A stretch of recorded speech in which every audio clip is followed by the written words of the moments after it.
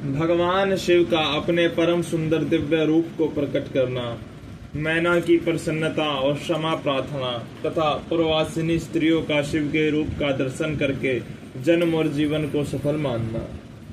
ब्रह्मा जी कहते हैं, नारद, इसी समय भगवान विष्णु से प्रेरित हो तुम शीघ्र ही भगवान शंकर को अनुकूल बनाने के लिए उनके निकट गए। वहां जाकर देवताओं का कार्य सिद्ध करने की इच्छा से नाना प्रकार के स्त्रोतों द्वारा तुमने रुद्रदेव को संतुष्ट किया। तुम्हारी बात सुनकर शंभु ने प्रसन्नता पूर्वक अद्भुत उत्तम एवं दिव्य रूप धारण कर लिया। ऐसा करके उन्होंने अपने दयालु स्वभाव का परिचय दिया। मुने, भगवान शंभु का वह स्वरूप कामदेव से भी अधिक सुंदर तथा लावण्य का परम आश्चर्य था। उसका दर्शन करके तुम बड़े प्रसन्न हुए और उस स्थान पर गए जहाँ सबके साथ मैना विद्यमान थी। वहां पहुंचकर तुमने कहा, विशाल नेत्रों वाली मैंने भगवान शिव के उस सर्वोत्तम रूप का दर्शन करो। यह रूप प्रकट करके उन करुणामय शिव ने तुम पर बड़ी कृपा की है। तुम्हारी यह बात सुनकर शैलराज की पत्नी मैना आश्चर्यचकित हो गई। उन्होंने शिव के उस परमानंददायक रूप का दर्शन किया जो करोड़ों सूर्यों के समान तेजस्वी, सर्वांग सुंदर, विचित्र वस्त्रधारी तथा नाना प्रकार के आभूषणों से विभूषित था।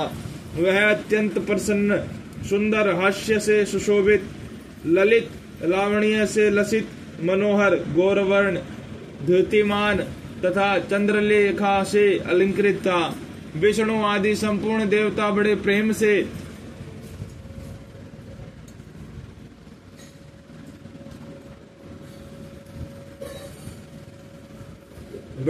से भगवान शिव की सेवा कर रहे थे।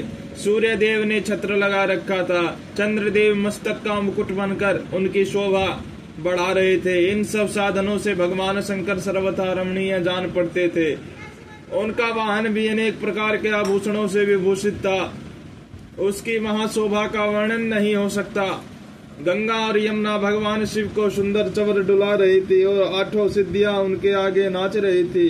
उस समय मैं भगवान विष्णु तथा इंद्र आदि देवता अपने अपने वेश को भली भांति विभूषित करके पार्वती सहित पर्वतवासी भगवान शिव के साथ चल रहे थे। नाना रूपधारी शिव के गण खूब सज धजकर अत्यंत आनंदित हो शिव के आगे आगे चल रहे थे। सिद्ध उपदेवता, समस्त मुनि तथा अन्य सब लोग भी महान सुख का अनुभव करते हुए अत्यंत प्रसन्नता पूर्वक शिव के साथ यात्रा कर रहे थे। इस प्रकार देवता आदि सब लोग विवाह देखने के लिए उत्कंठित हो खूब सज धजकर अपनी पत्नियों के साथ परब्रह्म शिव का यशोगान करते हुए जा रहे थे। विश्वासु आदि गंधर्व अप्सराओं के साथ हो शंकर जी के उत्तम यश का गान करते हुए उनके आगे आगे चल रहे थे। मुनि श्रेष्ठ महेश्वर के शैलराज के द्वार पर पधारते समय इस प्रकार वहां नाना प्रकार का महान उत्सव हो रहा था। मुनीश्वर, उस समय वहां परमात्मा शिव की जैसी शोभा हो रही थी उसका विशेष रूप से वर्णन करने में कौन समर्थ हो सकता है। उन्हें वैसे विलक्षण रूप में देखकर मैना क्षण भर के लिए चित्रलेखी सी रह गई।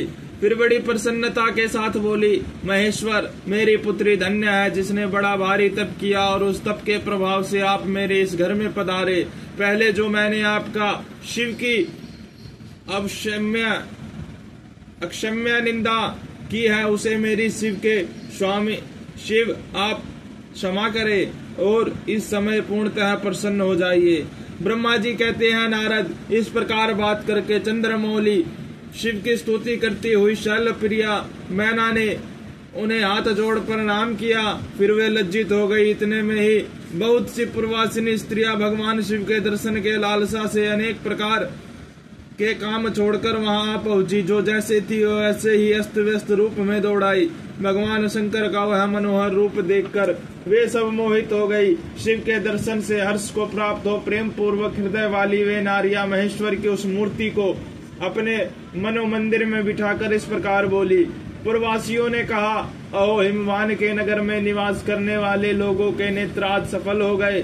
जिस व्यक्ति ने दिव्य रूप का दर्शन किया है निश्चय ही उसका जन्म सार्थक हो गया है। उसी का जन्म सफल है और उसी की सारी क्रियाएं सफल है। जिसने संपूर्ण पापों का नाश करने वाले साक्षात शिव का दर्शन किया है। पार्वती ने शिव के लिए जो तप किया है उसके द्वारा उन्होंने अपना सारा मनोरथ सिद्ध कर लिया है। शिव को पति के रूप में पाकर ये शिवा धन्य और कृतकृत्य हो गई है। यदि विधाता शिवा और शिव की इस युगल जोड़ी को सानंद एक दूसरे से मिला न देता तो उनका सारा परिश्रम निष्फल हो जाता।